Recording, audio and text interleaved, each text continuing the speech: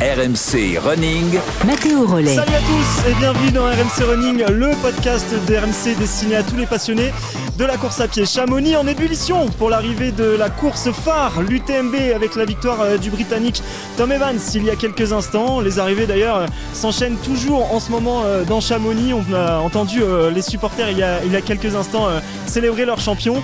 On attend d'ailleurs les premières féminines et en parlant de féminines, on va recevoir les féminines de la CCC hier qui nous ont offert une course de folie. Justement, RMC Running a le plaisir d'accueillir Blandine Lérondelle, 4e de cette CCC 2025 et première française. Blandine, arrivée ce vendredi soir à Chamonix sous une pluie battante, il faut le dire. Elle nous détaillera sa course dans un instant. Et en parlant de battante, nous recevons Sylvaine Cussot. Elle a parcouru les sentiers du monde entier pendant toute sa carrière et continue de le faire. Et a décidé de repasser par Chamonix cette année. Sylvaine a aussi bouclé sa CCC cette nuit en 15h45. On va débriefer tout ça. Et puis elle est allée chercher son top 15 sur cette CCC de haute volée. Léa Duet, 3e française hier sur la ligne, est avec nous dans RMC Running. Et enfin, comment ne pas saluer le maître, le futur trailer fou, le maître Yodu qui est avec nous. Salut Yodu. Salut à tous. Johan Durand avec nous. Allez, en direct de Chamonix, c'est parti pour débriefer cette CCC. RMC Running. On commence directement avec Blandine. Tu es arrivé 4e, tu visais un podium, mais ce plateau, il faut le dire, c'est peut-être la CCC la plus relevée de l'histoire du côté des féminines. Hein.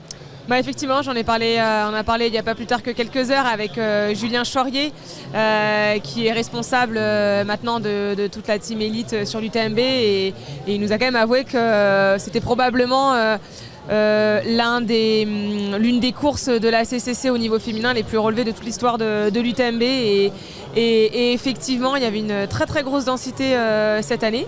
Alors je visais pas forcément de podium, j'avoue que je voulais faire une course pleine et remplie et mon objectif c'était d'arriver sur la ligne d'arrivée en me disant que j'avais tout donné et que pour ne rien regretter, et ça a été chose faite.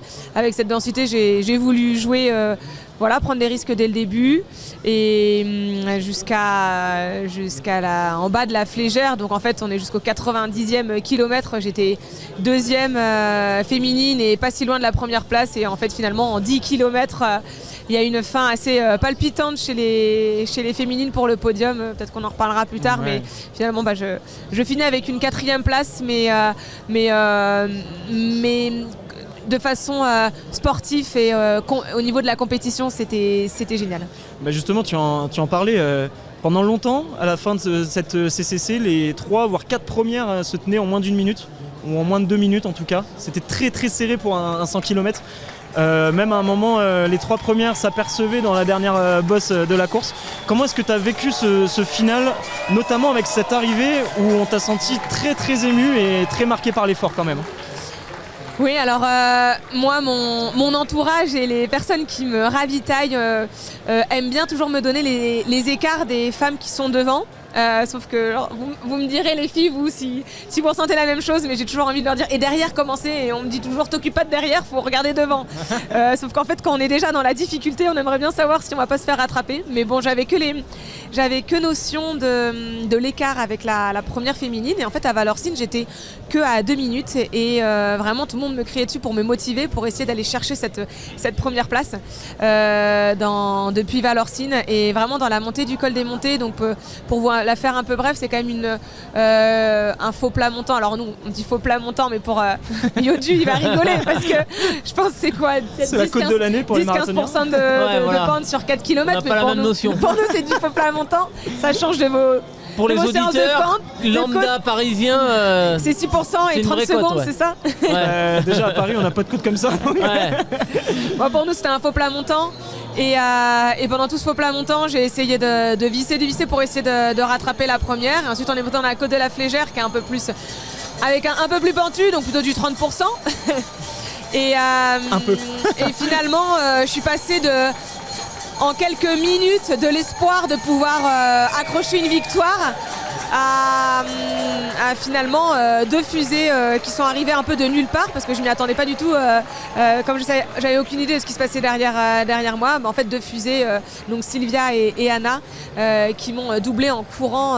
Là, je revois les images. Là, à l'heure actuelle, on voit Ruth et Camille Bruyat qui sont en train de monter cette flégère en marchant tout naturellement, parce qu'en plus elles font un UTMB. Mais à ces endroits-là, je revois les deux, Anna et Sylvia qui sont passées à une allure dingue en courant, et moi c'était impossible de les suivre. Donc effectivement, ça a été un gros ascenseur émotionnel où je pensais. Je cherchais la victoire, et en fait finalement je vois que même le podium me file entre les doigts. C'est ici que ça s'est joué. Ouais. Comment ? C'est ici que ça s'est joué. Et oui, effectivement, je pensais qu'elle jouait le bluff, mais non, quand j'ai commencé à arriver en bas de la flégère, donc en fait il y a une grande remontée de piste et je pense qu'il reste encore 100 ou 200 mètres. Et moi je suis arrivée en bas de cette piste de ski, et en fait les filles étaient déjà tout en haut, donc en fait elles ont vraiment maintenu leur rythme, c'était assez impressionnant. Et pourquoi je suis arrivée en pleurs à la ligne d'arrivée, c'est pas du tout de la déception, c'est que je pense que je suis allée vraiment puiser très loin dans mes réserves, et c'était des pleurs, des larmes de soulagement. Je sais pas si ça vous fait ça aussi. Et puis et tout est décuplé ici à Chamonix. Il y a une ambiance de dingue, il y a l'émulation du public, des gens qui nous entourent, il y a la musique, il y a les voix, il y a vraiment une atmosphère, énormément d'émotions, une atmosphère très particulière qui fait que il suffit juste qu'on soit à fleur de peau, et alors là on arrive dans Chamonix, c'est foutu si... C'est un lieu spécial pour toi en plus, toi qui as fait podium de l'UTMB ici. J'avais déjà, première fois que je suis venue ici, j'ai gagné l'OCC, l'année d'après j'ai gagné la CCC, et ensuite j'ai fait 2 belles places d'honneur à l'UTMB. Il n'y a pas plus tard qu'il y a un mois et demi, j'ai gagné le 90 km du Mont Blanc, et on arrive pareil sur le triangle de la place de l'Amitié, aussi avec Ludo Collet. Donc, c'est une ville qui te réussit bien. Ouais.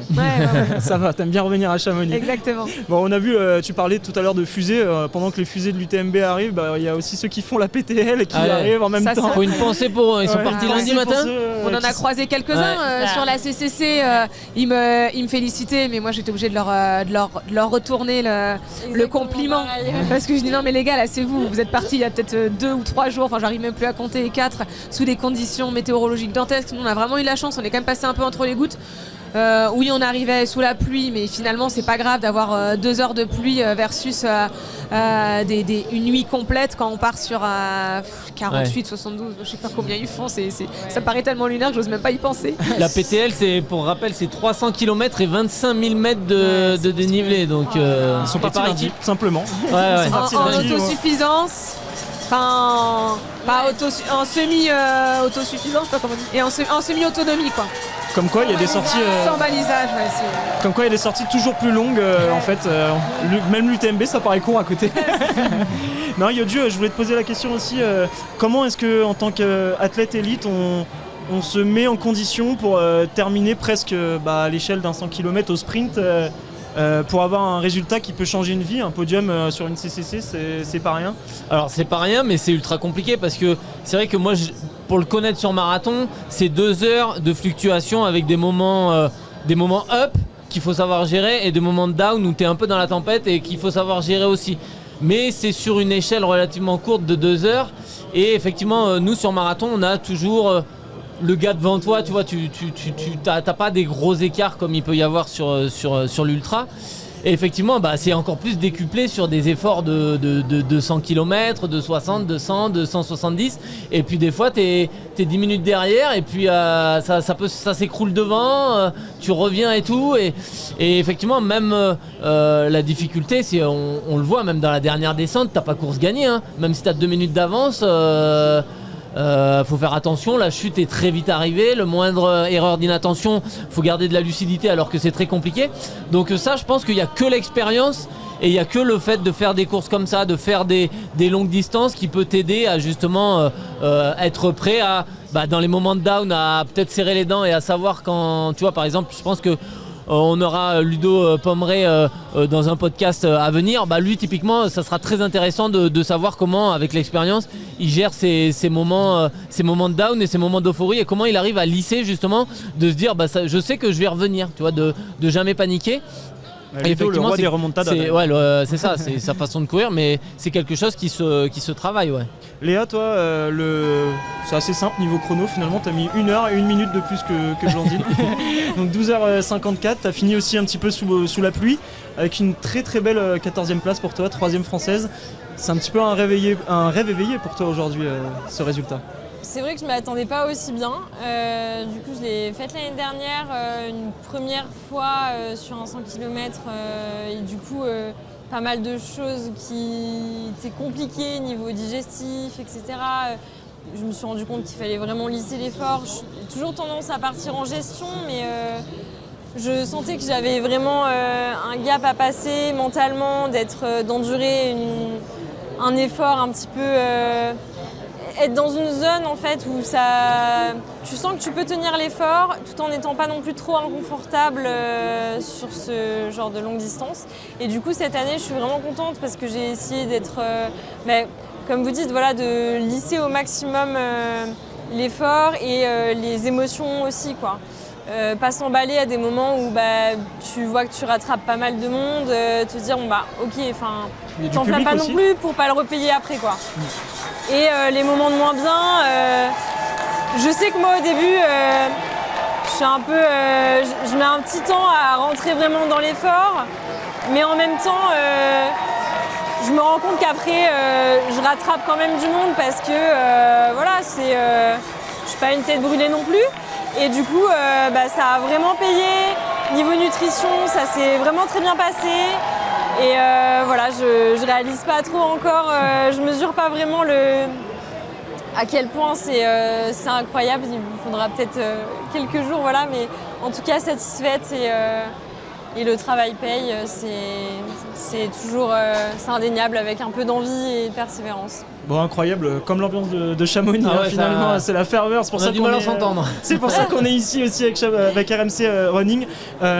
Aussi, toi, ton parcours est assez particulier entre guillemets parce que cette 14e place, cette 3e place française, elle veut dire beaucoup de choses en étant passé, en ayant eu le statut élite finalement ou professionnel que entre guillemets en janvier dernier ou en décembre, quoi. C'est donc ça. Le delta est assez court finalement pour toi. Oui, assez. C'est vrai que j'ai pas un profil de sportif d'endurance depuis des années. J'ai fait plusieurs sports différents. Je suis passée de la boxe anglaise au volley à la danse. Et en fait, je me suis mis à la course à pied au début sur route. Et en fait, j'ai grandi dans le Mercantour, donc j'ai toujours beaucoup aimé la montagne. Et de là, j'ai eu envie de me mettre au trail en voyant un petit peu les courses locales qui me donnaient envie. Donc on va dire concrètement, ça fait 4 ans que je fais de la compétition au trail. Donc c'est vrai que je suis assez contente de l'évolution et j'ai le sentiment de pouvoir encore travailler sur pas mal de choses et que j'ai un petit gap encore. Donc c'est chouette et j'aime le process. Je finis par vraiment aimer comment les moyens sur lesquels, les curseurs sur lesquels on peut jouer. Et voilà. Je vais venir voir Sylvaine aussi qui, elle, pendant la présentation, je disais que Sylvaine, t'étais une battante finalement. J'ai l'impression que ça résume bien ta course parce que elle n'était pas facile cette CCC honnêtement. Les conditions climatiques à la fin, surtout pour toi qui est arrivé dans la nuit. Je répète, tu as terminé cette CCC en 15h45 je crois, si je dis pas de bêtises. On t'a vu beaucoup sourire et en jouer au départ de cette météo. Finalement, il caillait un peu à la fin quand même, il fallait en venir à bout, elle n'était pas facile cette CCC. Hein. On a quand même eu de la chance parce qu'on a eu toute la journée grand soleil. Alors qu'il était prévu grand froid. C'était prévu grand froid, on s'était préparé à vivre une journée un peu compliquée. Au final, on s'en est plutôt bien sorti, quoi. Jusqu'à 17h, il a fait grand beau et il fallait bien s'équiper et ça passait. Comme disait Blandine tout à l'heure, 2, 3 ou 4 heures sous la pluie, c'est pas toute une nuit et c'est pas toute une journée. Mais c'est vrai que moi je déteste le froid et ce genre de conditions, donc c'était pas une partie de plaisir, on va dire, mais c'était la fin, donc ça passait. Et comment tu analyses cette course finalement ? Est-ce que c'est plutôt une réussite pour toi quand même ? C'est un beau résultat que tu allais chercher. Ouais, tu sais, moi je suis à un âge où tu te dis j'ai envie de pas régresser. Et quand je fais la même chose qu'il y a 10 ans, c'est bien. Et mon objectif, j'ai fait 3 fois cette course et j'ai fait 3 fois le même chrono. Une fois en 2014, 2021 et cette année. Et moi, je me fixe rarement des objectifs de place et plutôt des objectifs de chrono. Je savais que de toute façon, la densité était importante et j'étais incapable de même rentrer dans un top 20, c'était compliqué. Donc, je me suis mis mon objectif à moi, c'était de faire aussi bien que les années d'avant et j'ai réussi. Donc, contente, c'est mon objectif à moi et je suis contente. Après, j'étais vraiment bluffée du niveau chez les nanas. Dans le SAS Elite, on était peut-être 50 filles. C'est parti à fond. Et j'ai pris vraiment la première montée très tranquille. Et je crois que j'ai dû pointer 80e fille. Je me suis pas non plus endormie, quoi. Après, j'ai remonté tranquillement. Mais ouais, le niveau cette année était très, très, très impressionnant. Et je crois que d'année en année, c'est encore plus élevé. Ouais, Yodu disait l'objectif c'était aussi de pas trop tomber parce que c'est vrai que Sylvaine parfois tu nous fais des belles chutes. Bon là il y en a une entre guillemets. Elle était belle mais. Ouais et puis après tu sais tu t'amènes même si tu connais, ça fait des années que tu cours et t'apprends toujours des trucs tu vois. C'est l'objectif aussi c'est le chrono et puis avoir le moins mal au pied possible parce que souvent tu fais des ajustements. Là il y a la diag qui va arriver, la diag c'est encore autre chose. Non, et moi je suis assez sujette aux ampoules, tous les problèmes de pied. Et là je suis arrivée, j'avais rien au pied. C'est ma petite victoire aussi, me dire ouais, j'ai pas été gênée par des ampoules. Et voilà, faire une course sans maux de ventre, où tu sais tout va bien. Ouais. Tout va bien et tu dis ok ça s'est bien passé quoi. J'ai pas eu de blessure, pas eu de douleur anormale. Bon il y a eu des chutes mais ça c'est pas grave, ça pimente un peu. Et je suis rentrée dans mon objectif et voilà moi la place, elle était vraiment anecdotique et à mon niveau, je savais que j'avais rien à jouer, quoi. Donc, ouais, très contente et Chamonix, quoi. Pareil, l'événement, il est à vivre. On entend, il y a une effervescence autour de tout ça. Vivre l'arrivée des courses, c'est génial. Puis nous, avec ASICS, on a eu deux belles places avec les gars et il y a Anna qui est en train de remonter un peu le classement aussi chez les filles. Donc, c'est aussi... le collectif, il est important aussi dans ces moments-là, quoi. Ouais, peut-être qu'on aura la chance de vivre l'arrivée des féminines pendant le podcast, on verra, en fonction de comment elles avancent.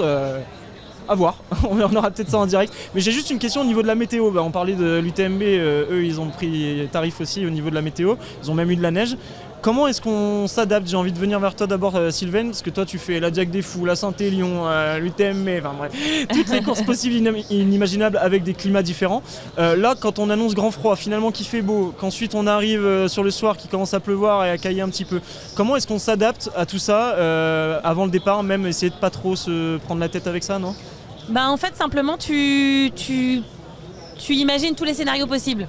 Parce qu'en fait, moi pour avoir fait beaucoup de courses, j'ai vécu tout type de scénario et ça peut switcher en un rien de temps alors que c'était pas prévu.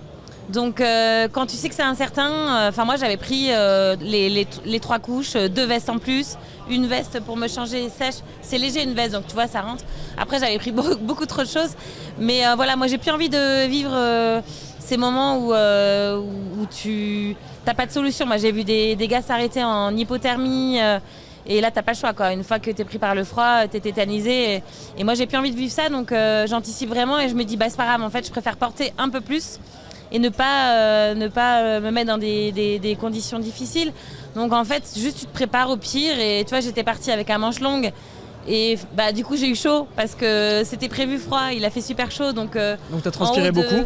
Je me suis changée, j'ai enlevé mon manche longue. Après, j'ai pris le temps, mais je prends les premières féminines qui sont, ils ont moins le temps. Coude à coude, elles peuvent pas prendre le temps. Moi, j'ai cette chance de me dire, je suis pas à 30 secondes près et j'ai pris le temps de me changer. Comme à la Flégère, j'étais trempée, j'ai enlevé le trempé, j'ai mis mon sac qui était dans mon sac. Tu vois, à un certain niveau, tu peux quand même prendre le temps de t'adapter et je crois qu'il faut vraiment prévoir tous les scénarios possibles. Justement, surtout quand c'est incertain. Toi Blandine, est-ce que on en parlait hier avec Arthur Joyeux-Bouillon, est-ce que tu es plutôt de la team je pèse les grammes et je prends même presque des gants en latex pour jouer avec le règlement et les choses obligatoires dans le sac, ou est-ce que là on prend pas de risque, on prend des gants bien chauds et un collant bien chaud ? Alors j'allais en parler, effectivement on sera plutôt tendance à essayer de limiter le poids, parce que on sait que le poids à transporter c'est quand même de l'énergie qui coûte en plus. Par contre je vais pas jouer sur n'importe quoi. Tu vois là par exemple le kit grand froid était activé, on devait avoir une doudoune ou soft shell ou polaire. Moi, j'avais regardé la météo vraiment au dernier moment. J'avais quand même vu qu'il faisait soleil toute la journée et que normalement, si tout se passait bien, j'arrivais à 22h et je me doutais que j'allais pas utiliser. J'allais probablement pas utiliser ça. Donc j'avoue avoir pris une doudoune assez légère. Alors par contre, il y en a qui disent oui, on pourrait prendre une douche sans manches, machin. Non, j'ai pris une vraie doudoune, mais j'ai quand même choisi la plus light que j'ai bien comprimée dans un sac compressible. Par contre, les gants, moi je trouve que c'est important. Alors pareil, les gants, je les ai pas sortis. Je savais que j'avais peu de chance de les sortir, mais par contre, si t'as vraiment froid aux doigts, ça peut être très problématique de plus pouvoir se servir de ses doigts. Ça veut dire pour les on peut plus prendre ses gels, on peut plus fermer sa chemise. C'est par là que ça passe l'hypothermie aussi, les extrémités, les pieds, les mains, ça arrive vite. Exactement. Donc moi je joue pas avec ça. Il y a certaines choses avec lesquelles je joue pas. Et d'autres, je vais toujours respecter exactement le matériel de sécurité, mais il y a des choses, par exemple, les doubles frontales, 2 frontales avec 2 batteries. En fait, ils disent pas frontale, ils disent lampe. Donc en fait, sur mes 2, j'en ai une qui c'est pas une vraie frontale qui éclaire très bien, parce que je sais que normalement j'aurai que 2 ou 3 heures de nuit. Et de toute façon, j'avais donné une frontale qui éclairait bien en plus à Valorcine en disant si jamais la course se passe pas comme prévu, tu me mettras les 2 à Valorcine, mais j'arriverai avant la nuit. Mais sinon, j'ai une lampe qui éclaire. Donc des petites choses comme ça. Mais sinon, pour le froid, moi je pense que comme dit Sylvaine, c'est hyper important. Et je voulais rajouter d'ailleurs que moi je l'ai remarqué. Je m'attendais pas. Alors j'avais vu qu'il allait faire quelques gouttes à partir de 17h à Valorcine, donc moi c'est ce que j'avais prévu, sauf qu'en fait ça n'a pas été que quelques gouttes. J'ai trouvé que c'était quand même il y a eu tout de suite beaucoup de vent, très froid, le vent qui était très froid, la pluie qui était quand même intense. Et en fait j'avais quand même anticipé, mais j'avais pas anticipé que ce serait aussi fort, mais tu vois par exemple le Kawe, je l'avais quand même mis de façon assez accessible dans ma poche. Et je voyais des gens devant moi en fait qui soit couraient, sont restés toujours en t-shirt, par exemple les filles. Les 3 premières, il me semble qu'il n'y a que Anna Tarasova qui est arrivée, qui a mis un coupe-vent, mais les deux autres n'ont rien mis. Ça m'a quand même assez étonnée. Et en fait, il y avait un homme devant moi qui courait. Et en fait, je pense qu'il n'a pas dû anticiper ça. Et il a dû avoir froid un moment. Et en fait, il a enlevé son sac. Et je voyais qu'il cherchait dans son sac parce qu'il avait dû, comme on fait pour notre matériel de sécurité, enfin moi, le collant, le pantalon de pluie, la 3e couche, je sais que j'ai peu de chance de l'utiliser. Tout donc est au fond. Je le mets dans un sac isotherme et j'enlève l'air pour que ça prenne le moins de place possible. Et je pense que lui, il avait mis son imperméable ici. Et c'est vrai qu'il a perdu pas mal de temps à ouvrir, à acheter son imperméable. Et c'est vrai qu'au même moment, moi, j'ai pu juste mettre ma main derrière et continuer à courir en mettant mon imperméable. Et ça, quand on est devant, quand on joue devant, c'est intéressant. Et je l'avais vu aussi sur d'autres courses, et notamment à la CCC, quand je l'avais faite il y a 3 ans, on s'est pris une grosse averse dans le Grand Col Ferré. Et j'avais été impressionnée parce que devant moi et derrière moi, personne, des élites, personne ou peu, en tout cas certains n'avaient pas sorti leur Kawe parce que je pense que ils n'avaient pas prévu et ça leur prenait trop de temps. Et finalement, en fait, ça n'a pas manqué à la folie. Il y a eu des hypothermies, il y a des gens qui ont abandonné. Et la dernière chose que je voulais dire aussi, c'est que il ne faut pas attendre qu'on ait froid pour se couvrir parce que quand on a froid, c'est déjà trop tard. Il faut vraiment anticiper, te dire bon là, on sent que la météo commence à... même quand on voit qu'il commence à faire quelques gouttes, faut pas attendre que ça pleuve vraiment pour qu'on mette le Kawe parce qu'en fait on va être trempé sous notre Kawe et ça va être pire. Donc c'est plein de petites choses comme ça dont il faut penser et en fait qui viennent comme dit Sissi avec l'habitude des courses. Donc le maître mot c'est anticiper vraiment. Et ça Johan, c'est quand même quelque chose qu'on voit presque que dans le trail quoi, essayer de jouer comme ça avec le règlement. Il n'y a que dans le trail où tu as une réglementation qui te demande de partir avec 2 lampes, des batteries, des bonnets, des gants et des polaires. Oui, au marathon, la frontale elle est peu Le utile. marathon sur la frontale, normalement tu n'en as pas besoin. Mais effectivement, il faut être prudent, mais il faut surtout être intelligent. C'est-à-dire qu'effectivement, s'ils annoncent beau, et que tu sais que tu vas courir 2 jours, ça sert pas à grand chose d'avoir 2 frontales et de devoir partir avec et de les mettre prêts à prendre. C'est juste du bon sens et être bien organisé. Ouais. Et pour les amateurs peut-être qui ne visent pas la gagne, qui visent simplement... Ah mais là c'est comme l'a dit Sylvaine, là c'est... faut pas hésiter à s'arrêter, c'est-à-dire que là c'est sa propre santé, on sait qu'on va y passer du temps. Se changer en haut d'un col parce qu'on est trempé et qu'on va attaquer une descente et il fait moins 5 degrés, et oui, prends le temps de mettre un truc, un textile chaud. Et même au départ, il vaut mieux prendre trop que pas assez. Mais complètement. Avoir un 5 un peu plus lourd. Ok, et cette CCC, on est bien d'accord, je disais le plateau, la météo, finalement elle était vraiment pas simple, ne serait-ce que pour aller au bout. J'ai pas vu le taux d'abandon, mais c'est peut-être une des CCC les plus costauds des dernières années. Comment vous l'avez ressenti vous sur le terrain, Léa? Toi, est-ce que ça a été tout du long ou tu as eu des gros moments de down quand même?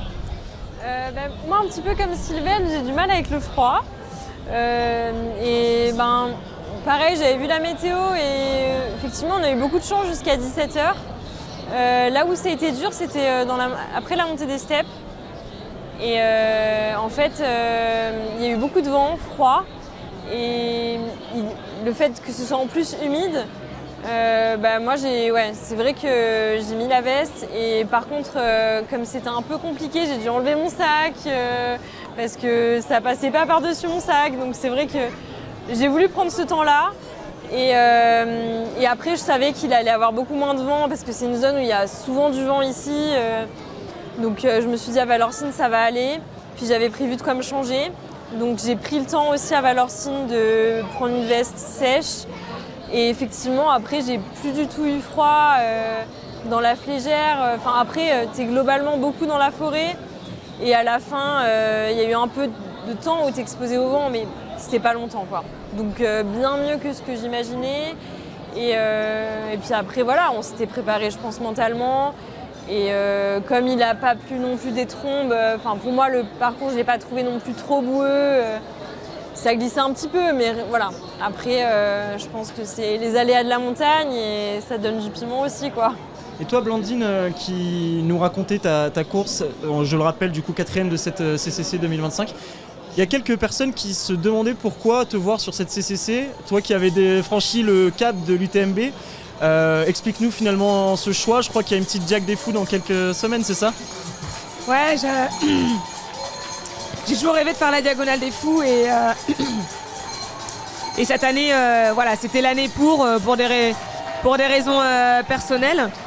Et par contre, enchaîner UTMB et Diagonale des Fous, il faut être fou. Exactement, faut être fou, faut être folle. Pour ma part, déjà d'un point de vue performance, on peut pas être performant sur 2 ultra trail à 6 semaines d'intervalle. Et aussi et surtout d'un point de vue santé, en fait, le corps il a pas le temps. Moi quand je vois, je sais pas combien de temps vous remettez d'un ultra. Alors souvent les gens me demandent combien de temps ça va à la récup. Et je pense qu'on sous-estime la récupération. On parle souvent musculaire. Au bout d'une semaine, ça va, j'ai plus de courbatures, donc j'ai bien récupéré. Sauf qu'on n'imagine pas le désordre au niveau hormonal. Hormonal surtout que ça peut créer au niveau du corps. Hormonal, microbiote, sommeil, l'appétit, tout ça est perturbé. C'est tout un continuum, hein, tout va ensemble. Et on met moins de temps à se remettre d'un 100 km, beaucoup moins de temps, je veux dire. Moi, je pense que ça peut durer un mois et demi, hein, presque. Donc si j'avais fait l'UTMB, je commencerais tout juste enfin à me remettre, que j'enchaînerais direct sur une diag, et après ça peut être la porte ouverte aux blessures ou aux maladies. Donc j'ai pas voulu jouer le jeu de l'UTMB et Diag, mais quand on pratique du trail à haut niveau, c'est quand même difficile de ne pas s'aligner sur une course UTMB. Donc je trouvais que c'était le bon compromis quand même de faire le format en dessous.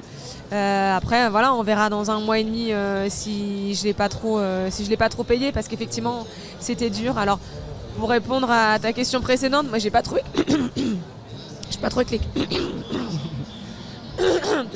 C'est aussi les aléas de la Elle a course. attrapé froid, voilà. Exactement, j'allais dire j'ai pas trouvé que les conditions météorologiques. Mais t'es tombé malade. Mais en fait oui, c'est vrai qu'à un moment il a fait froid et quand on hyperventile, Mais toujours, moi je tousse tout le temps ouais, après. on a une sorte d'asthme, d'effort, je sais pas trop ce que c'est. Mais ce que je veux dire, c'est que moi je trouve qu'elle a été difficile. En tout cas, j'ai été à la bataille non-stop.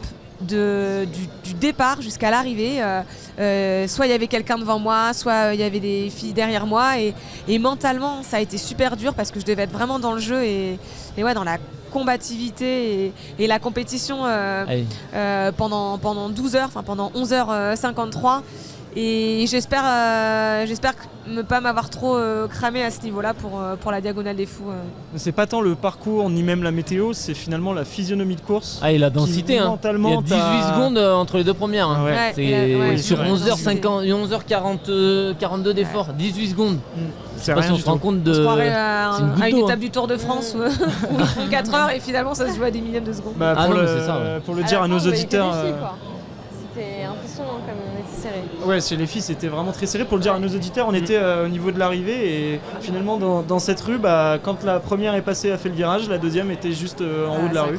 Donc 100 km, une rue d'écart. Voilà à quoi ça joue. Et la troisième à 2 minutes, hein, c'est pas oui. non plus. Et Blandine juste derrière, donc finalement. Et Blandine encore C'est derrière. un peu plus loin, j'ai lâché.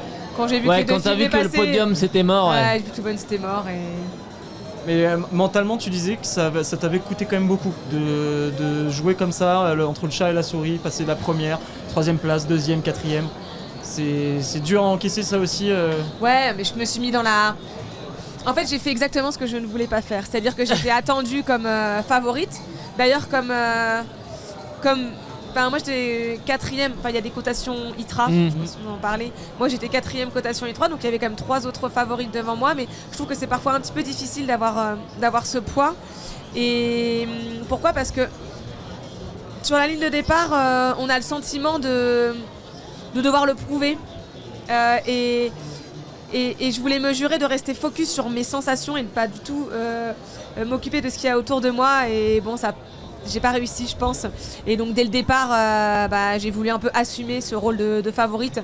Et quand j'ai vu que certaines filles étaient parties, j'ai voulu accrocher. Et en fait là, c'était trop tard parce que j'étais j'étais déjà devant dans les avant-postes et je pouvais pas après me dire là je suis allée trop vite donc je recule, j'accepte de me faire doubler. Enfin c'était trop difficile. Donc en fait dès le départ j'ai été dans la compétition. Et alors que je pense que quand on voit Sylvia Norgsdar ou même en fait les trois, que ce soit Martina, Sylvia ou Anna, elles ont commencé en tout cas moi à me doubler à mi-course pour la première et en fait au 90e kilomètre sur 100 pour les deux autres. Donc en fait je pense que c'est ça aussi qui les a aidées, c'est qu'à mon avis elles en ont gardé déjà physiquement et surtout mentalement à pas jouer des coudes pendant 10 heures d'effort et ça effectivement je pense que je vais apprendre. Enfin, j'ai déjà eu des courses comme ça et à chaque fois je me dis qu'il faut pas que je réitère, mais c'est difficile quand, surtout ici à Chamonix, les athlètes élites. On les met énormément en avant. On a la présentation des athlètes, on a les conférences de presse. Sur la ligne de départ, les 10 hommes et femmes, les top 10 hommes et femmes, on est dans un box un peu spécial. À part, pour une présentation. On fait la présentation, donc on est direct dans le jus. Alors que on voulait pas prendre cette place, mais en fait 5 minutes avant le départ, on nous rappelle qu'on doit assumer ce rôle et je voulais essayer de faire fi de tout ça. Et, je vous demande d'applaudir le maire de Coméa et on applaudit toute la région du Val d'Os. Merci. Finalement, je viens vers toi. Non, c'est difficile au début quand on commence à avoir ce statut de favori ou de favorite comme Blandine l'avait sur cette course. De faire abstraction de tout ça et de faire sa propre course. Ah, c'est compliqué, ouais, parce que tu as un côté compétiteur et il y a chez les champions, il y a ce qu'on appelle l'ego. Et l'ego, malgré tout, même si des fois tu te dis, vas-y, je pars tranquille, je me mets 10e, tu vois, et que tu vois les premiers partir, qu'on te dit, allez, ils sont pas, tu sais, les spectateurs, ils se rendent pas compte, mais tu te dis, ils sont pas loin devant, faut aller le chercher, faut s'accrocher. Parce qu'ils savent pas que c'est peut-être une partie de tactique, tu vois. Mais toi, ton ego te dit, t'es titillé entre les os, et d'un seul coup, t'as le côté, ça switch, t'as le côté compétiteur qui revient, et puis tu t'accroches aux filles, tu vois. Et effectivement, faire des courses prudentes, faire des choses où tu dois vraiment faire attention, c'est pas évident quand t'es un champion de devoir accepter des fois de partir vraiment en dedans et d'essayer de remonter progressivement ou de faire des courses en dedans. C'est très compliqué. Moi je le vois sur marathon, des fois tu fais des semis à 3 semaines de l'objectif où on te dit tu cours à l'allure marathon. Tu peux être sûr que, mais ça c'est pareil chez les amateurs, hein, tu peux être sûr qu'il y en a 80% qui seront pas allés à l'allure marathon, hein. Et qui seront beaucoup plus vite parce que tu as besoin de te rassurer, parce que tu as besoin de te prouver, parce que t'es compétiteur. Quand tu as un dossard sur le ventre, tu te donnes à 100%, donc c'est pas facile, ouais. Ça d'ailleurs, Léa, par exemple, est-ce que ça se fait dans le trail de faire des courses en amont du gros objectif de la saison, en essayant de se dire je me mets à l'effort ressenti, c'est plus du ressenti sur le trail j'imagine, plutôt qu'une allure, et d'essayer de tenir cet effort-là tout du long et sans aller plus vite. Est-ce que ça se fait ça dans le trail? J'attends un petit peu que le bruit passe. Oui, franchement, là, je l'ai fait cette année et je pense que c'est intéressant, comme tu dis, soit pour se mettre en confiance, soit pour s'habituer à tenir cette intensité. Donc là, cette année, j'ai fait l'UT4M, donc c'était un 44 et 3000. L'idée, c'était de pouvoir tester tout pour après la CCC. Que tu as gagné d'ailleurs. Pardon ? Que tu as gagné d'ailleurs. Oui, que j'ai gagné. Faut le dire. Donc ça réconforte toujours et ça met en confiance. Et puis oui, je pense que c'est intéressant pour gérer anticiper la stratégie, voir si ça fonctionne bien. Et puis après, c'est comme une grosse séance que tu ne ferais pas seule. Donc je pense que c'est vraiment intéressant. Pour moi, j'aime bien le faire. Là, par exemple, c'était 2 mois avant. D'accord. Ok, donc quand même un peu plus éloigné que ce qu'on peut faire sur un mois et demi, ouais. D'accord. Sylvaine, toi aussi, c'était une course finalement avant la Diag, comme pour Blandine. Tu feras la Diagonale des Fous chez toi, c'est un rendez-vous que tu as pris l'habitude de faire. Ouais. Et pourquoi alors du coup avoir choisi ce 100 km ici à Chamonix avant de faire la Diag? Comme disait Blandine, je pense que l'enchaînement peut bien se faire si tu te mets pas trop dans le rouge sur la CCC. Il y a 6 semaines, c'est pas beaucoup, mais quand tu as l'habitude et que tu arrives à bien enchaîner, que ton corps connaît bien l'effort, à l'entraînement on se fait quand même des bonnes doses, donc si tu le prends pas trop, après Blandine elle a peut-être poussé un petit peu, mais elle a la faculté à bien récupérer, donc je suis pas très inquiète pour elle. Mais c'est au-delà de 100 km, ça fait quand même très proche. J'avais fait l'enchaînement TDS, Diag, c'était juste. UTMB, je l'aurais pas fait. C'est vraiment... alors, il y en a qui l'ont fait. Il y en a qui l'ont fait, il y en a pour qui ça s'est bien passé, mais c'est risqué. Et moi, j'ai pas envie de prendre le risque. Mais la CCC, au contraire, en fait, ça fait une belle dernière grosse course de préparation. Si tu la digères bien derrière, ça peut être très intéressant. Tu l'as pris comme ça en tout cas, course de préparation et pas autrement. Ouais, complètement. Après, j'ai quand même fait ce que j'ai pu. Bien sûr. Je suis pas non plus allée en balade, mais j'ai été contente aussi de franchir la ligne en me disant ok, j'ai pas de douleur anormale, j'ai bien géré mon alimentation, les pieds c'est ok, et du coup ça m'a fait. Et j'ai pas pris les bâtons. Oui, c'est ce que j'ai dit, t'as pas pu faire de la balade, t'avais pas les bâtons. J'avais pas les bâtons, ouais, c'est sûr qu'il n'y avait pas grand monde sans les bâtons. Parfois j'ai regretté, j'avoue. Quand je me faisais doubler par des nanas ou des mecs qui bâtonnaient. En plus, il y a un côté très stressant quand t'as pas les bâtons, le clac, clac, clac derrière toi, tu sais. Ah ouais, c'est vraiment. Et dans les premières montées, c'est presque gênant parce qu'on est vraiment à la queue leu les uns les autres et tu prends des bâtons dans la figure, Pour ça, c'est pas terrible, je trouve. Enfin, moi, ça m'agace un petit peu. Il y a des gens qui savent vraiment pas les utiliser. Et, je sais pas comment vous vivez la chose, mais ouais, je pense qu'il y a des choses à raconter sur les bâtons. J'ai l'impression que c'est un enfer pour tout le monde. On va juste rappeler que toi, tu vis à La Réunion et que sur les îles, globalement, on le disait, il n'y a pas de bâton. Il n'y a pas de bâton. C'est pas autorisé. Non. En tout cas, les courses, les compétitions, c'est sans bâton. Après, il y en a qui vont se balader dans les cirques. Ça, c'est des randonneurs. Qui soulagent un peu les genoux et tout avec les bâtons, mais c'est pas trop la mentalité dans les îles, ouais. C'est le randonneur du dimanche qui utilise les bâtons. C'est ça. Ouais, c'est un petit peu ça. Vous aussi, Blandine et Léa, ça vous a gêné les bâtons Ça a pu vous gêner une concurrente devant les bâtons ou derrière l'utilisation des autres concurrentes ou des concurrents? Moi perso, je trouve que c'est compliqué de s'alimenter avec les bâtons. Des fois, avec le gel et tout, tu t'enlèves sur les doigts. J'ai peut-être pas la bonne technique. Après, j'ai pas été spécialement gênée devant moi. Au début, on était quand même... dans la première montée, oui, on était un peu serré, mais après, ça s'est rapidement dilué. Donc, moi, pas trop. Et toi, Blandine, devant, ça utilise plutôt bien? Pas là sur la CCC, mais quand il m'arrive de faire des courses où je suis dans le peloton, effectivement, on voit qu'il y en a qui savent pas trop s'en servir, et notamment que ce soit la personne derrière moi qui... Alors, normalement, un planté de bâton, ça doit être à hauteur des pieds. Et quand je vois les gens qui plantent les bâtons loin devant, donc c'est-à-dire juste à côté de tes pieds, t'as peur qu'ils te plantent les bâtons sur les pieds. Et sinon, les gens qui descendent sans plier leurs bâtons, donc en fait qu'on les bâtons raides et en fait t'es prête à te faire voilà, exactement, prêt à te faire transpercer le ventre, tu sais pas trop comment il va les orienter. Donc effectivement, des fois c'est un peu gênant, mais quand on est, ça c'est vraiment quand on est au cœur du peloton, donc soit en début de course, soit si vraiment on est dans le cœur du peloton, mais après quand on est espacé, les coureurs c'est moins embêtant, mais je pense sur un départ d'une course telle qu'une course de la tête de la l'UTMB. Tronche là, c'était infernal. Ah ouais, ça, quand t'es vraiment dans le peloton, parce qu'on démarre direct dans un single et on se prend 1002 d'un d'entrée coup. de jeu. Et t'es là les uns derrière les autres, donc moi je suis partie vraiment tranquille, donc ça bouchonnait. Donc premier agacement, ça bouchonne et tout le monde s'énerve. Deuxième agacement, les bâtons, tu prends les bâtons, à la fin c'est pas, faut rester tranquille quoi, faut vraiment patienter, faut pas s'énerver. Faut se dire c'est pas grave, c'est le début de course, mais c'est vrai qu'il y a de quoi s'énerver. Ou alors il faut avoir fait de la boxe comme Léa et s'en servir. Non, faut garder l'esprit. Non mais moi je vais dénoncer Yodu parce qu'on allait voir le départ de l'UTMB et on parlait des départs avec les bâtons. On s'est mis à quoi, 2 bornes du départ et il y en a qui utilisaient déjà les bâtons. Ah Yodu, ouais, mais Yodu qui a dit il y en a un qui va planter un autre avec son bâton parce qu'ils avaient les bâtons vers le haut. Ah ouais, mais sur le bitume, ça Bah part ouais, direct, sur le bitume. Ah ouais. Je dénonce Ah ouais. moi, je m'en fiche. Bah c'est...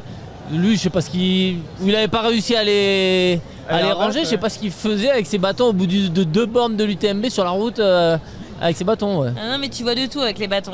Mais il y a un vrai débat tous quand la même même dans le trail stratégie. avec les bâtons, utilisés, pas utilisés, quand est-ce qu'il faut s'en servir. Ah bah ça soulage quand même dans les descentes et dans les Moi je suis montées. Ça... persuadée que ça aide. Oui. Les descentes.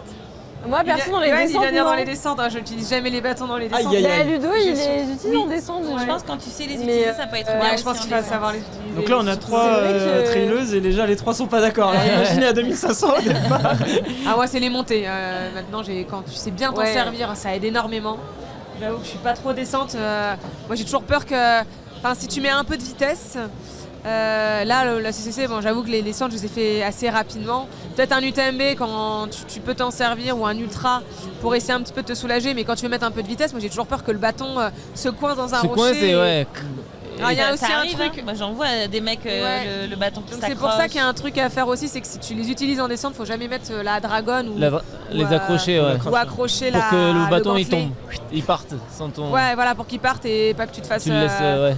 Comme un peu je dis ça en ski, mais en ski tu mets la dragonne. Mais... en tout cas, en ski de rando, je crois que je mets pas je mets la dragonne en montée et pas en descente. Bon, en tout cas, ami trailer, si vous voulez faire Il y aura un 4e, débat. De la CCC, écoutez Blandine, il faut mettre en montée les bâtons au niveau des pieds et surtout pas trop loin. Devant. Et en descente, on essaye de les ranger un maximum parce que Oui, ça voilà. sert pas à grand chose. Ah oui, non, mais c'est vrai, les bâtons. Les plis. Ouais. Ou alors, faut faut les les plier. Si t'as pas de quoi les ranger, à la limite, tu les gardes dans la main, mais tu les plies, quoi. Ça prend 2 secondes, quoi. Il faut être souple avec les camelback dans le dos. Ouais, c'est ça. Il faut avoir la technique, quoi. Bah Après, il y en a il y qui n'ont pas de aussi- camelback, hein. Il y en a, ils préfèrent l'avoir sur la ceinture. Il y en a même, C'est ils ça, Blandine, j'allais tu dire, il y a un faisais, débat. Il y a ceinture ou carquois, et moi je suis ceinture, tu vois. Ah ouais, C'est vrai que Blandine, tu les avais ceinturés. Ah, le carquois, j'ai jamais réussi. Alors déjà, j'ai les épaules hyper larges, j'ai toujours peur de me luxer. Et puis, pareil, c'est un coup de main à avoir. Moi, je suis pro ceinture. De toute façon, dès qu'on parle matos, jamais personne. Ah, qui- moi, j'en ai Non, pas de bah bâton. ouais, c'est pas évident, ouais. Encore plus simple.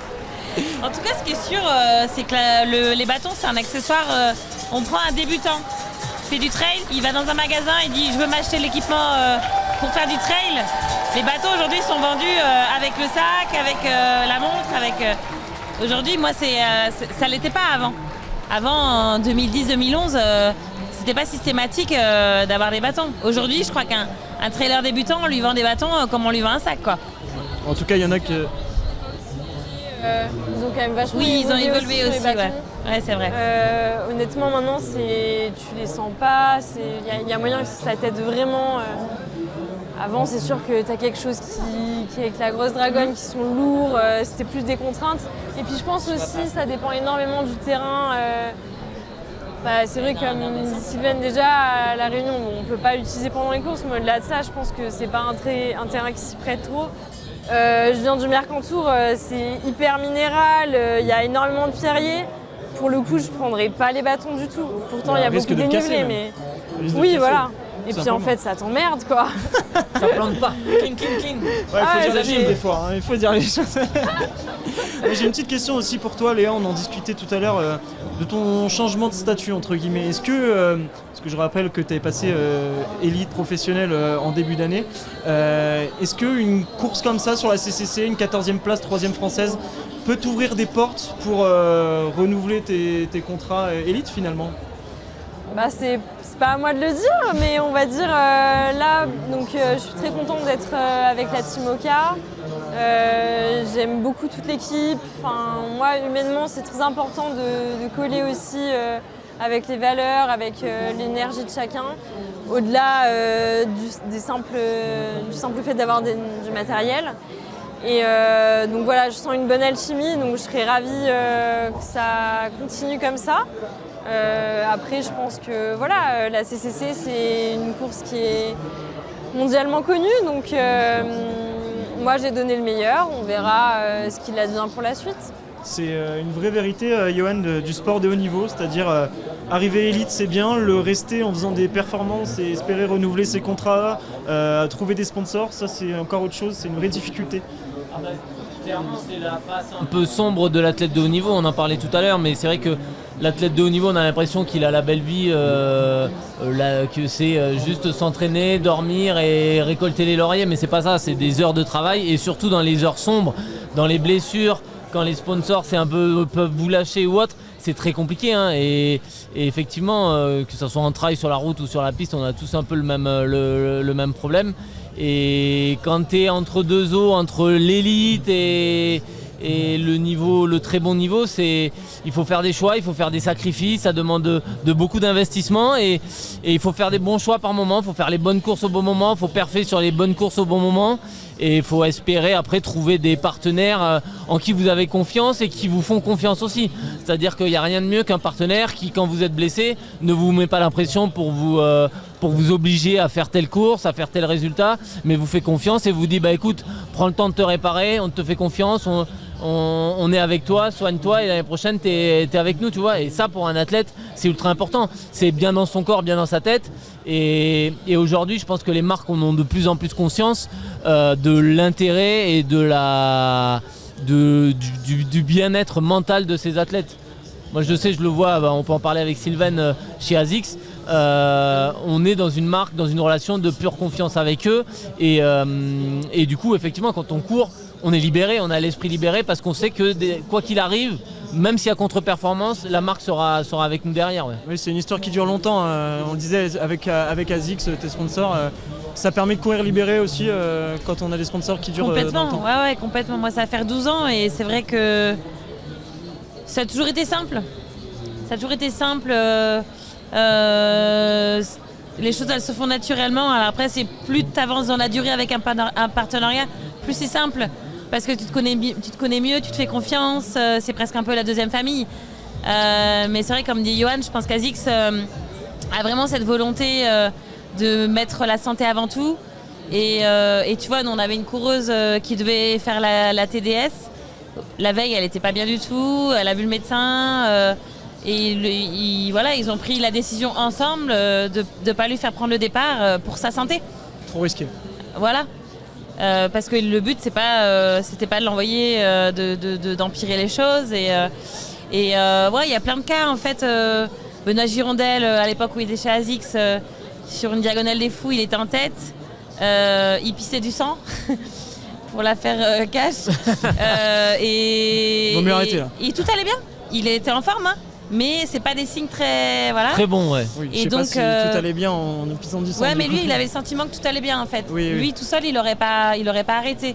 Mais à ce moment-là, il y a eu un petit point, ASICS, le médecin d'ASICS, tout ça, on a décidé d'arrêter. Donc, c'est pas la performance à tout prix et on le ressent beaucoup dans la mentalité de notre partenaire et c'est hyper important, ouais. Blandine, toi, Johan disait un athlète bien dans son corps, bien dans sa tête, c'est une vérité finalement. Et les sponsors, ça permet d'être bien dans sa tête quand ça dure sur le long terme. Bah effectivement, alors moi je suis chez Keep Run, hein, la marque de course à pied de Decathlon. Et ouais, bien dans son corps, bien dans sa tête, si on veut parler juste là par exemple de la CCC, ben aussi Notre sponsor principal, ça va être celui qui fera en sorte de te mettre dans les meilleures conditions avant une course. Donc te proposer un hébergement, de te proposer aussi d'être là pendant la course, de te faire les ravitaux. Moi en l'occurrence j'ai Mathieu mon conjoint et Lilian mon coach qui font ça très bien, mais en tout cas Thierry Breuil le team manager de chez Kiprun et puis tous les gens qui travaillent chez Kiprun qui étaient là à l'événement sont tous venus sur des points un peu stratégiques de la course pour m'encourager, me motiver. Et effectivement, c'est hyper important d'être dans de bonnes conditions avant une compétition, par exemple. Et là, je vous parle parce qu'on parle de la CCC, mais ça, c'est tout au long de l'année, de te mettre dans les meilleurs moyens. C'est Les arrêts s'enchaînent encore. Ne devrait pas arriver dans très longtemps. C'est Aurélien du Nopalaz, Aurélien qui vient de passer. Arrive. 20e, c'est Aurélien, il est 20e. 20e Aurélien, La première fille va pas tarder. Comment ? La première fille va pas tarder. Oui, voilà. Donc, une histoire de minutes là. C'est la prochaine.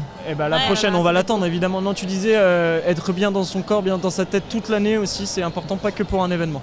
Ah bah oui, bien entendu, mais c'est exactement ce que disait Sissi. Après, effectivement, le sponsor a pour objectif de ne pas te mettre la pression. Et ça, c'est pareil chez Kiprun, mais en tout cas, un sponsor qui n'aurait pas cette philosophie n'aurait rien compris au sport. Après, c'est ça. Parce que je connais aucun athlète qui n'a jamais été blessé, sauf s'il a fait qu'un an de haut niveau. Mais en fait, à partir d'un moment, moi, c'est vrai que j'ai commencé à découvrir ce qu'était une blessure au bout de 3-4 ans. Et avant la CCC, on me demandait dans quel état d'esprit j'étais. Moi, vraiment, la réponse était juste d'être super content d'être sur une ligne de départ et en pleine santé, parce que je mesure maintenant c'est quoi la chance qu'on a de pouvoir s'entraîner pour performer à haut niveau sans se blesser. C'est quand même quelque chose d'assez, dont on peut être fier. Et oui, et puis ensuite être bien dans son corps et bien dans sa tête. Après, c'est pas forcément que le sponsor, c'est l'athlète qui doit faire en sorte dans sa vie d'être équilibré, de trouver toutes les ressources personnelles, familiales, professionnelles pour être équilibré. Johan, tu voulais rebondir. Mais la vraie difficulté pour les sponsors aujourd'hui, c'est de faire en sorte que l'athlète soit bien dans sa tête, bien dans son corps et prêt à participer à la course, mais aussi à le mettre en avant. On le voit, c'est quand même un événement de dingue, l'UTMB. Moi, je suis effaré par le nombre de marques qui est présent, des community runs qui sont organisés, des événements qui sont mis en place, des présences médiatiques qui sont demandées aux athlètes. Des podcasts, on n'est pas les seuls. Il y en a peut-être une dizaine d'enregistrés à l'heure actuelle. Et effectivement, c'est essayer de trouver le bon compromis pour faire en sorte que ton athlète, tu puisses l'exposer suffisamment sur les réseaux sociaux ou autres pour qu'il soit mis en avant et que ta marque soit mise en avant, mais de notre côté, qu'il continue à être performé pour qu'il soit bien dans sa tête et pas l'envoyer la veille de la course à devoir faire un community run avec 200 personnes à qui il va devoir parler, après partager un apéro dînatoire avec je ne sais qui. Du coup, c'est un vrai équilibre et les marques, elles ont tout intérêt à vraiment bien penser les choses et pas aller dans des trucs un peu trop... Pas s'éparpiller. Ouais. Il y a une vraie stratégie aussi de choisir les courses, finalement. Ne pas forcément être imposé par ça. Chamonix, c'est une évidence pour tout le monde, j'imagine. Blandine, Sylvaine, pardon. Ça faisait un petit moment que tu n'avais pas couru à Chamonix, il me semble. 2 ans, peut-être ? J'ai fait la TDS en 2023. Ok, donc ça faisait 2 ans, c'est ça. 2021. J'ai fait 2 fois la TDS, 2 fois la CCC, 1 fois l'UTMB. Mais c'est un événement que j'aime bien, mais c'est aussi bien qu'on soit là pour les partenaires. Nous, c'est un rassemblement pour ASICS. On est une 50aine d'athlètes. C'est aussi un moment, une semaine où on est comme en stage, quoi. On a l'équipe développement produit du Japon qui vient. C'est mondial. Oui, c'est mondial. l'UTMB, c'est le championnat du monde des trailers. C'est ça, ouais. C'est toujours un rendez-vous que tu apprécies, venir à Chamonix, rencontrer ce public c'est juste énorme, quoi, l'arrivée de l'UTMB, mais pas que, l'arrivée de toutes les courses où chaque athlète est applaudi, qu'il soit premier, qu'il soit 2500e. Ça, c'est quand même fou et ça représente le trail, l'univers du trail à Chamonix finalement. C'est le temple du trail. Parfois, c'est presque trop. Ça en est un peu parfois étouffant quand t'aimes bien aussi les petites courses intimistes où là tout est réglementé, l'arrivée, le départ, les zones d'assistance. Ouais, tu peux pas prendre de ravito n'importe où. C'est une personne par coureur. Et quand la famille vient, ils peuvent même pas tous rentrer dans la zone d'assistance. Donc il y a quand même des effets négatifs à cet engouement. Après, oui, globalement, c'est que du positif, mais voilà, il y a des gens qui vont voir toutes les petites contraintes autour. Et c'est vrai que voilà, il y a un côté très étouffant de tout ce monde. Chamonix, une petite ville, pendant une semaine. Ah ouais. C'est le Tour de France. On se marche un peu dessus, quoi. Je me tourne vers toi, Léa, on va peut-être assister à l'arrivée des premières féminines d'ici quelques instants de l'UTMB. 2 minutes. 2 minutes à tenir. Est-ce que je monte le chrono. C'est plutôt quelque chose qui t'attire, ce format de course? Pour l'instant, toi, tu es plus autour des courses qui font entre 40 et 100 km sur tes objectifs. Est-ce qu'aller vers le 100 miles, ça pourrait t'attirer quand tu vois cette ambiance ici à Chamonix? Pour un petit peu vous expliquer mon parcours, au début j'ai plus commencé sur des formats plus courts, donc 30-40 km. La première course que j'ai fait à Chamonix, c'était la MCC. Et du coup j'avais fait deuxième. C'était carrément Blandine qui a quitté le plateau pour aller voir l'arrivée, pardon. La première féminine. Je sais pas, on va voir ça peut-être dans un instant. Et oui, c'est la première féminine qui est là. La néo-zélandaise, alors là il faut... Ruth Croft, voilà, la néo-zélandaise. Bon, c'est pas le nom le plus facile à dire, mais quelle ambiance, encore une fois. Hein, Yodu, c'est dingue, ouais. Toi qui avais jamais vécu ça, c'est non, ouais, moi je suis effaré par l'ambiance, mais là, c'est pareil, parce que c'est la première féminine, mais c'est pareil, tu reviens à 20h, ça sera le 70e homme, oui. Et ça sera la même ambiance, on va l'encourager comme si c'était un champion, et ça c'est vraiment merveilleux, ouais. Pour ceux qui ne connaissent pas vraiment Chamonix et l'UTMB, on a un vrai couloir de monde finalement sur plus de 2 bornes pour rallier l'arrivée. C'est assez fou ce bain de foule à chaque fois, non, on s'y habitue jamais. Blandine, hier, je disais tout à l'heure, t'étais très émue par ça. Hein. Mais en fait, rien que de voir Ruth, ça me donne des émotions, c'est fou. Ouais. Il y a quelque chose vraiment de particulier et je me dis c'est magnifique. En plus, je la connais un petit peu et je sais que c'est un travail de plusieurs années. Et moi, j'avais mis une pièce sur elle pour la victoire et elle le concrétise. Ça fait 3 ans qu'elle s'entraîne pour et là je suis en train d'imaginer ce qu'elle ressent et je trouve ça génial et ça donne envie de se sacrifier des années pour vivre juste ces quelques minutes. C'est magnifique, quoi. Blandine, les larmes aux yeux finalement pour sa copine Ruth Croft, la néo-zélandaise qui vient de remporter cette UTMB 2025. Normalement, Camille Bruyas c'est deuxième pour l'instant. Normalement, on a une Française sur le podium devant Courtney de Walter, ça c'est une surprise aussi. On verra ça dans les prochains podcasts RMC Running. En tout cas, on a bien fait le tour de cette CCC pour aujourd'hui. Merci à toutes et tous de nous avoir suivis. Vous, les fidèles d'RMC Running qui avez suivi cette délocalisation à Chamonix. Merci Sylvaine, merci Blandine, merci Léa pour ce débrief et pour cette course qui nous a fait vibrer. Bravo, vraiment une course incroyable hier. Podcast délocalisé, je l'ai dit, conseil de fin quelque peu changé donc. Alors sur route comme sur sentier, levez les pieds, ça aide à ne pas tomber. Salut à tous. RMC Running.